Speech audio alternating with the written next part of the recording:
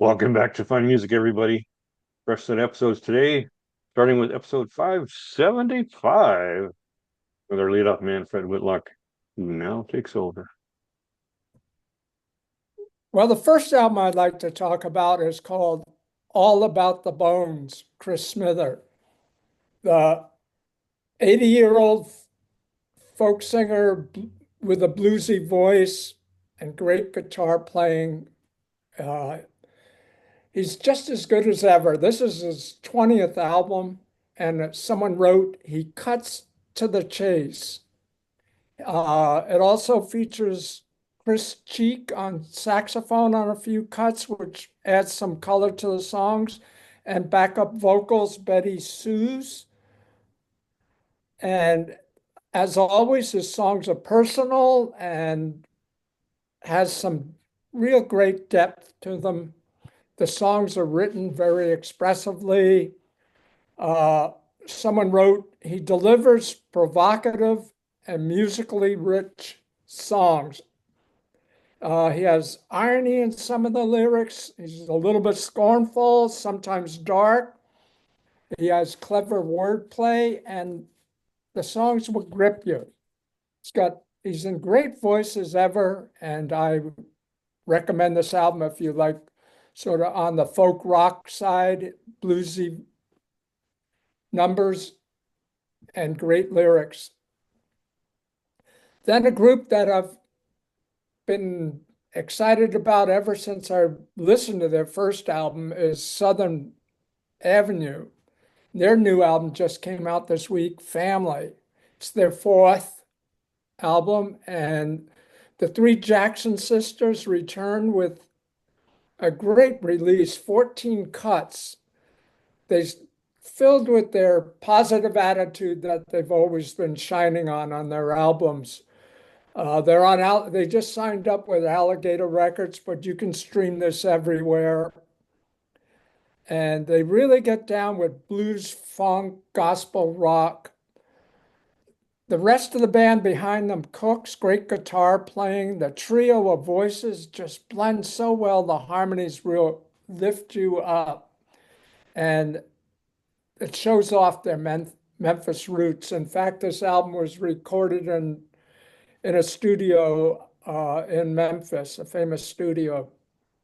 It has, someone wrote, it has great soul healing power with their lyrics. It's stellar harmonies on it, vibrant honesty in their lyrics. And I would say the music will lift you up. This is an album where you crank up the volume.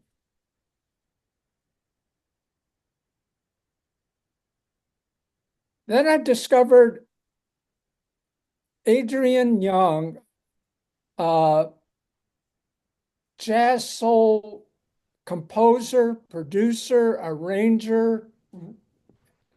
He composes music for film and some TV recently.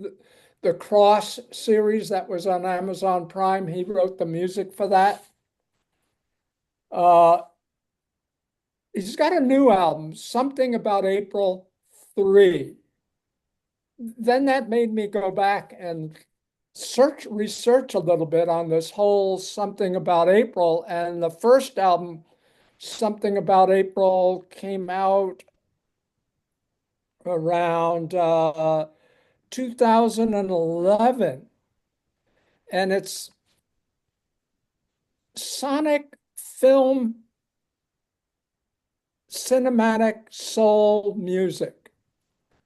He's got this group that he put together, Down, Venice Dawn, and it's got some great music.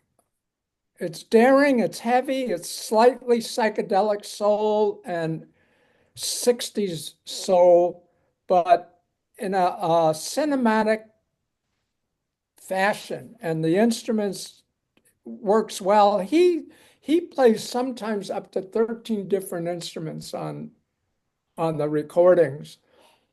Uh, he's under the spell of some Italian directors and the music they put together, the composers for Italian spaghetti westerns. And he just brings this out in an incredible fashion. Then in 2016, something about April 2 came out, and it continues this trippy funk musical odyssey that he's on. And again, on both albums, he's got an array of vocalists and there's instrumentals. It's someone said it's a cross of a Black American soul music with European cinematic soundtracks. It's great music. I like the way he puts together things, and the vocalists bring out the best of his music. Then just this week, something about April 3 has come out. Totally different vein. He draws on Brazilian music. It's sonic, quiet, breezy, slight psychedelic touch to this. He doesn't mimic samba or bossa nova. He makes it come out in a modern, cool, metallic way. All the singing is in Portuguese, so if that bothers you, you're not going to like this recording. But I love Brazilian music. I listen to it whether it's in Portuguese or English. It just beautifully comes across to me. And like I said, he doesn't mimic this. He brings out all the different colors of this music. It carries you away, and it's enjoyable, and you'll like this album. I would say look into its other 3 volumes. He's got a long list of recordings, so check him out. Adrian Younge. Then I discovered this new recording by Natural Information Society, and they teamed up with a group, Bitchin' Bajas. Now, the 2 groups together, you think they would get into each other's way, but this is an incredible release. It's layered and of sound. It's their second collaboration. They did one about 10 years ago. So this is the first time they've gotten together in 10 years. And it's a Natural Information Society is a 4-piece band. Bajas, Bitchin' Bajas are a trio. There's 4 tracks on this. They're very lengthy, ambient, textured jazz. It's all improvised, spacey interplay on the album between all the players. It's, according to their website, it's broken up in 2 halves, space, and then the last 2 cuts are time. It's a minimalist experience. It's a atmospheric, healing music. If you like someone, say like John Hansel, you'll like this album, Totality by Natural Information Society and Bitchin' Bajas. Then there's a group called AURAL Imbalance, Edge of Space. It's a drum-bass electronics album, and it looks like, as far as I could see, it's all put together by the producer, Simon Huxtable.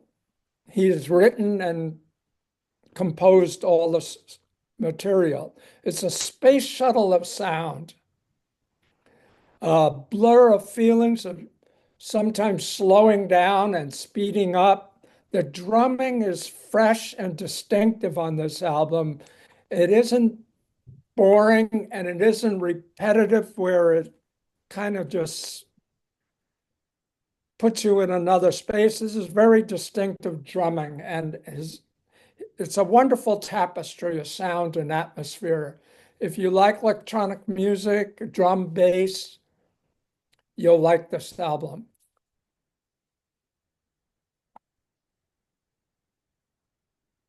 Peanut Gallery, anything to say? I like the Aerial and Balance. I like all of them. Natural Information Society too. But I can't wait for to listen to all of this. You very yeah, you really went very eclectic on this one. Thank you for that.